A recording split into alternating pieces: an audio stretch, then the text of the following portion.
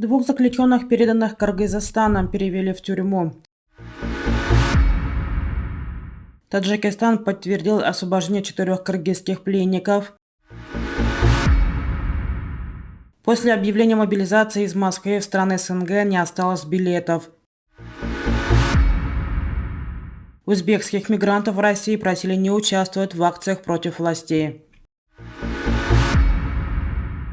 Власти Таджикистана отправили Абдуразыка Абдукахорова и Аскара Юнусова, двух осужденных ранее в Кыргызстане таджикистанцев из Худжанского ВНС, в Яванскую тюрьму. В июне этого года в рамках обмена заключенными Абдукахоров и Юнусов были переданы властями Кыргызской республики таджикской стороне для дальнейшего отбывания наказания на родине. Абдуразык Абдукахоров и Аскар Юнусов являются гражданами Таджикистана, но проживали в кыргызском селе Барбадок. Там через дорогу находится таджикская территория. Они были задержаны после вооруженного конфликта на таджикско-кыргызской границе 28-29 апреля 2021 года, и кыргызские следователи заявили, что обнаружили в телефоне одного из них совместную фотографию с таджикскими пограничниками. Другой был признан виновным в мародерстве во время конфликта. Родные Абдуразыка Абдукахорова и Аскара Юнусова считают их невиновными, а решение суда несправедливо. При этом кыргызские власти не только освободили всех переданных Таджикистаном заключенных, но в большинстве случаев встречают их с почестями, объявляя их героями. А сегодня власти Таджикистана подтвердили информацию об освобождении 4 кыргызских военных, которые были задержаны в ходе вооруженных столкновений на территории государственной границы Республики Таджикистан. Как сообщает МВД страны, вечером 19 сентября военные переданы соседней стране согласно принципу гуманизма и добрососедства.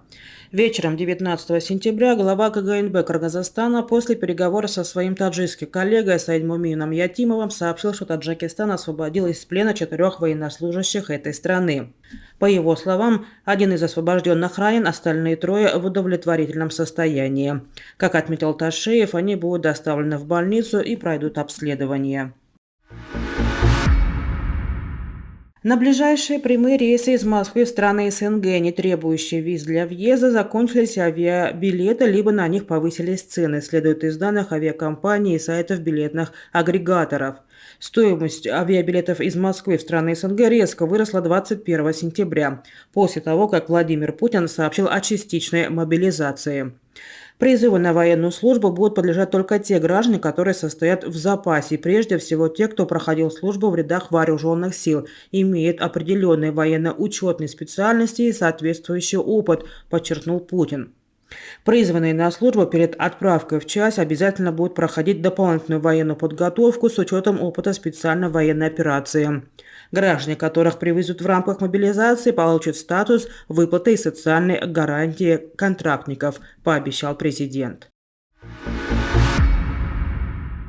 Агентство по внешней трудовой миграции Узбекистана попросило узбекских мигрантов в России не участвовать в несанкционированных акциях против властей, сообщает об этом подробно .уз.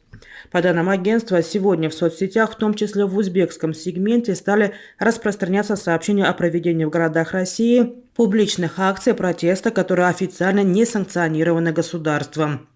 Речь идет о демонстрациях против частичной мобилизации, которая была объявлена с сегодняшнего дня в России.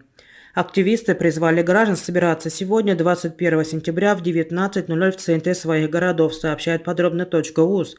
В связи с этим в агентстве попросили граждан Узбекистана, находящихся в России, не участвовать в подобных публичных выступлениях, соблюдать законы другой страны и не посещать места скопления людей.